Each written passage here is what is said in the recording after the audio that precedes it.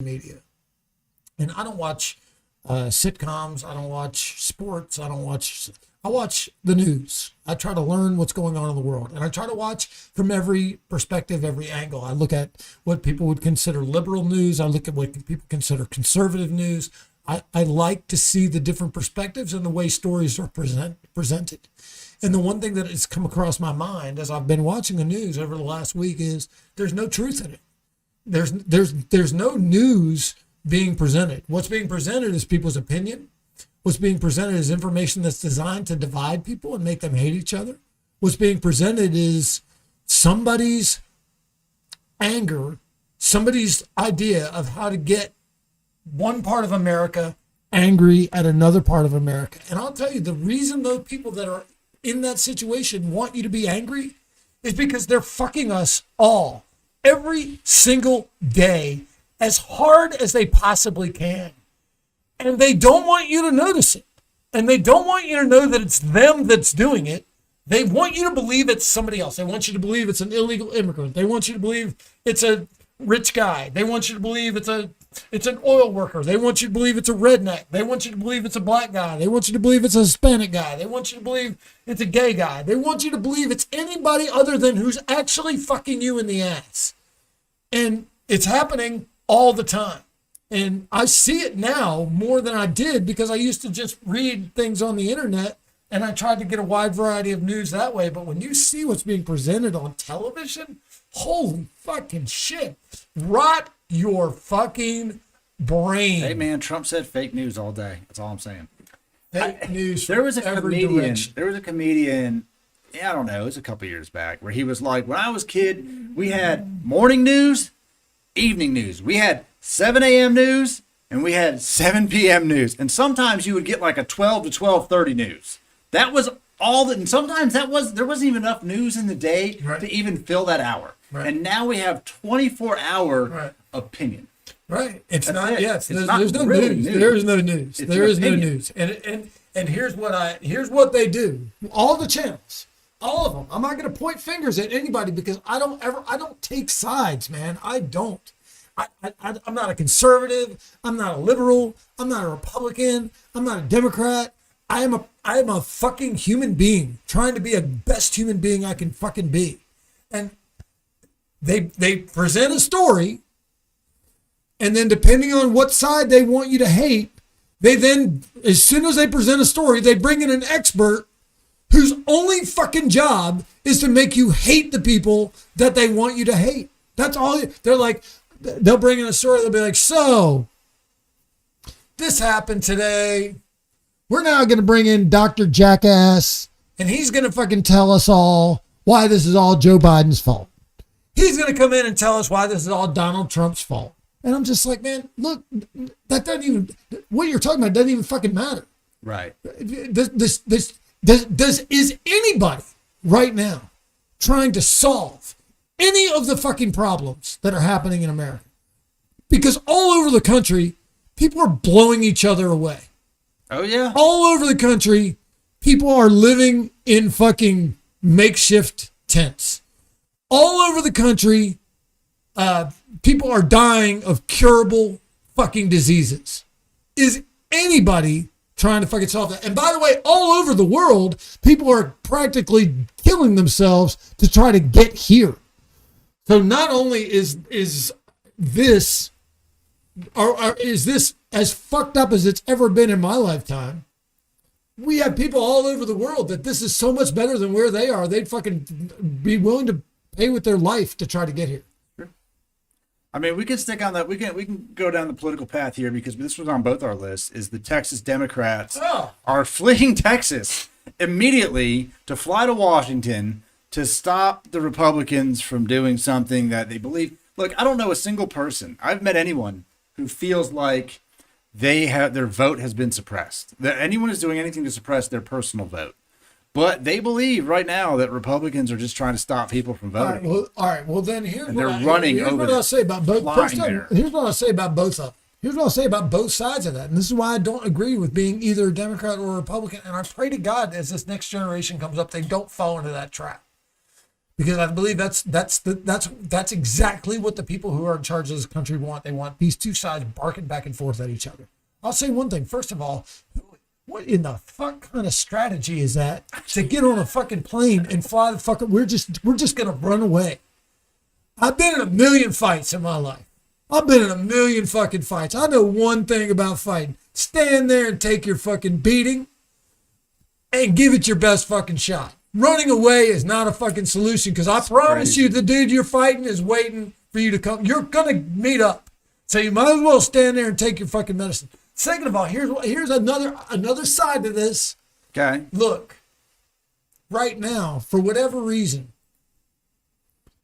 there are people all over this country who are trying to change every election law that we have. Whether they're making it better or making it worse, they're saying, well, we've got to do this because there's people out there who don't believe the election was fair. They don't believe the election was fair because you've been telling them that the election was not fair. So I can tell you from all that I've studied, and I've tried to look at as many different people that were involved in the election, both for Republicans and Democrats, people that don't have a dog in the fight, people that are just there to do their job. They might have a D or an R next to their name, but they're just trying to do their job as an American. And if anybody is an election official, that man, you're that's the ultimate sacrifice in terms of political service. You're getting no accolades. Yeah.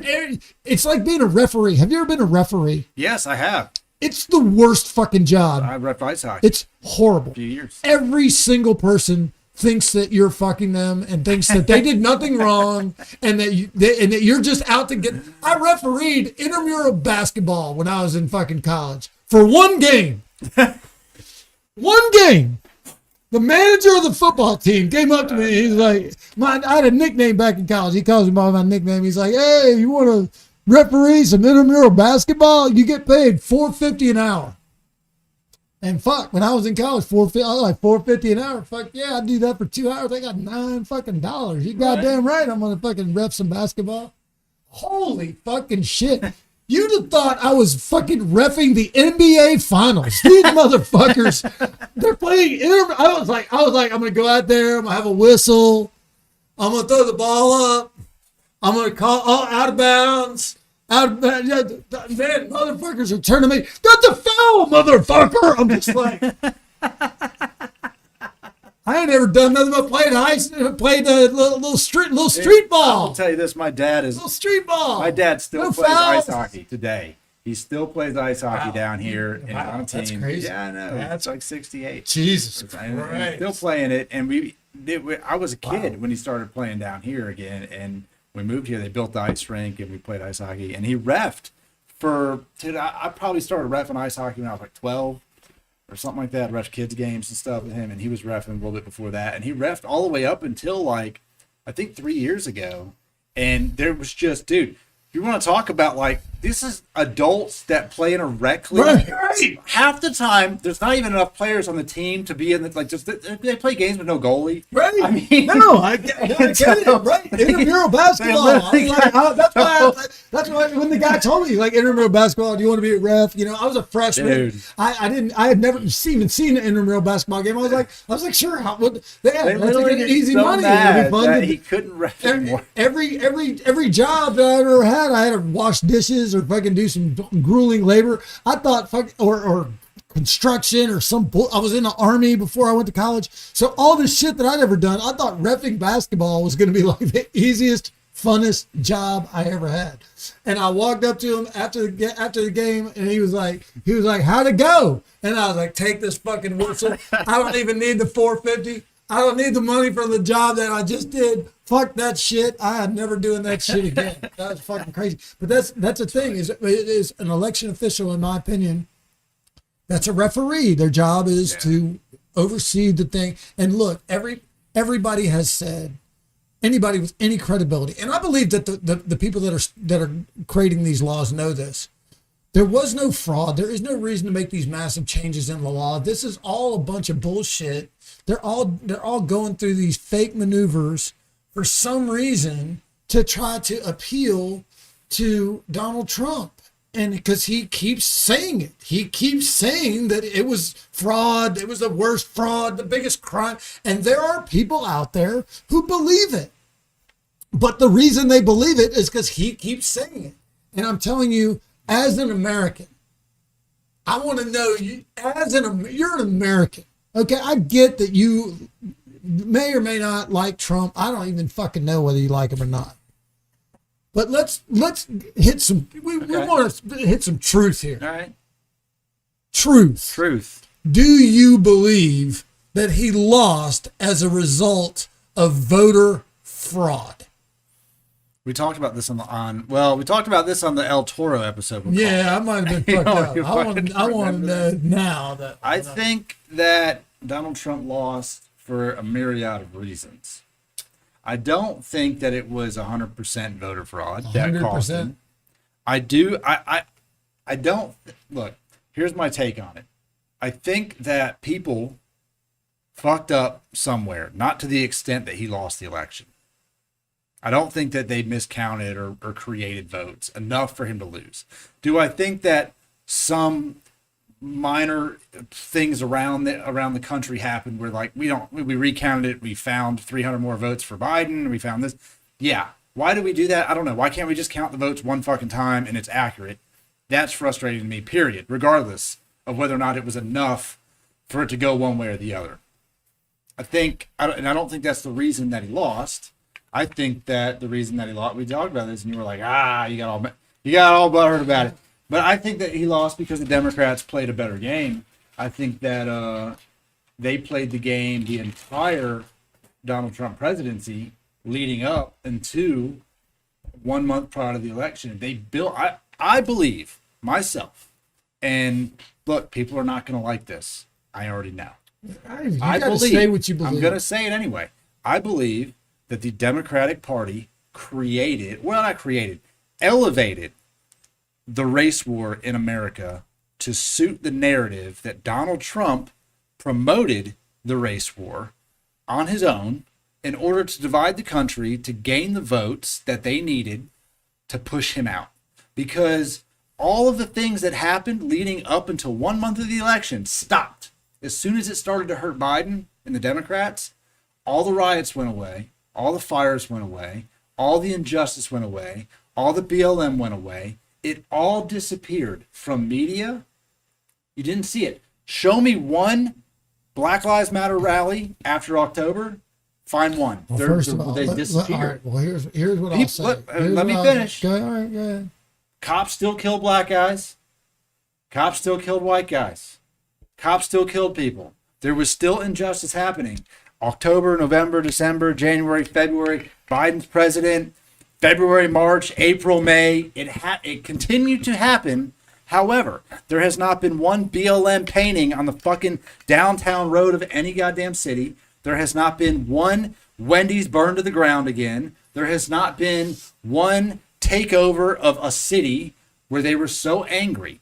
All of that stopped. They were having riots in the streets up until they went and said, wait a second, this might actually hurt the Democrats going into the election.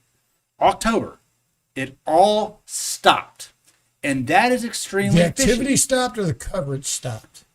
As far as I know, because I'm not everywhere in the world in our country at one time, the coverage definitely disappeared. Well, here's another perspective of a lot of it definitely not. If it was happening, it would have been on social media. We would have seen it somewhere. Here's what I would say in terms of the perspective of that. But I'll finish.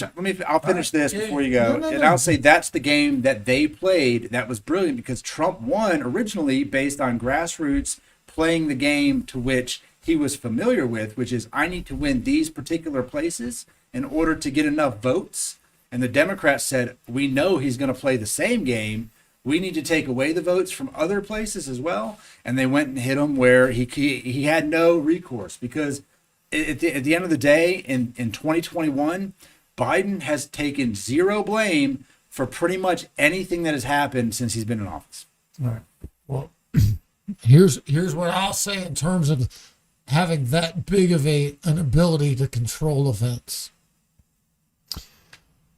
I look at I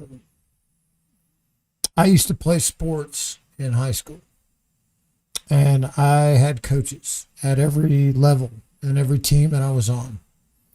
And the coaches always wanted us to follow a very specific game plan. They always wanted us to follow a very specific play. They always wanted us to do things a very specific way. They told us if we did these things that they were guiding us to do, that we would win.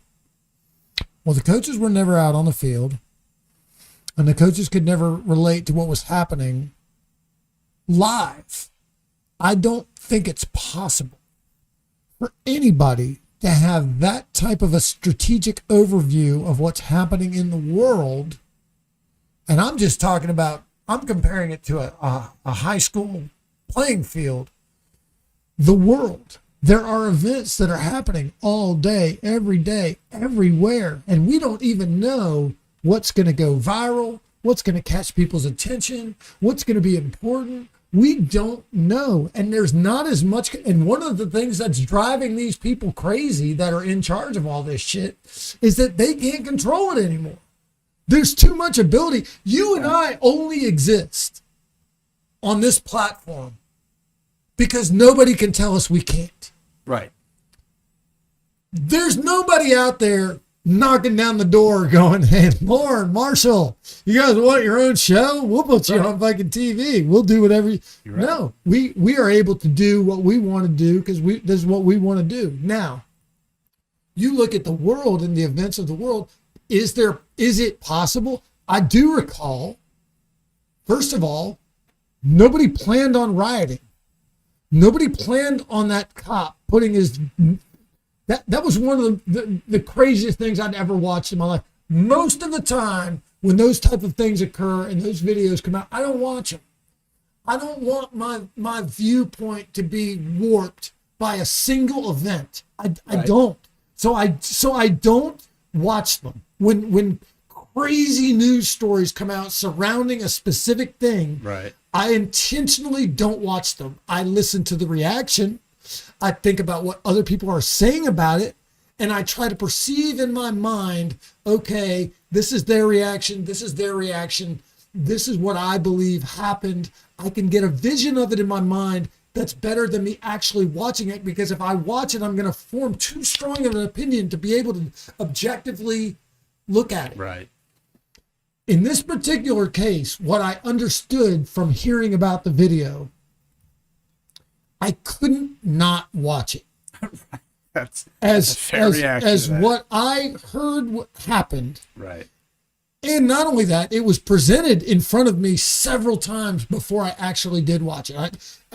My social media is limited. My computer knowledge is limited. I go on very few things. I go on the news. I go on this. I go on that. And a lot of times the things that I go to skip over the video. There is no video. It's just people talking about it. In this particular case, it was presented to me 3 or 4 times, and finally I clicked on it and I watched it.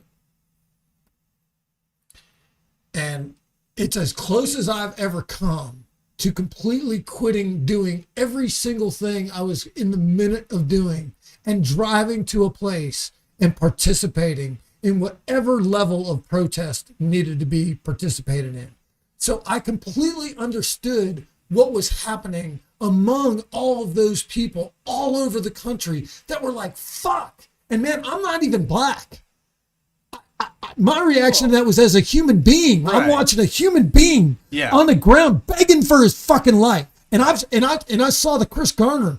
I heard the tape. I didn't ever see the video, but I know he begged for his life and said, I can't breathe. You're choking me to fucking death. And in the middle of a sidewalk, there was no video of it. A cop choked him to fucking death for selling $2 cigarettes and choked him to death in the middle of a crowd of people that watched it all happen. Yeah. We didn't see a video of it.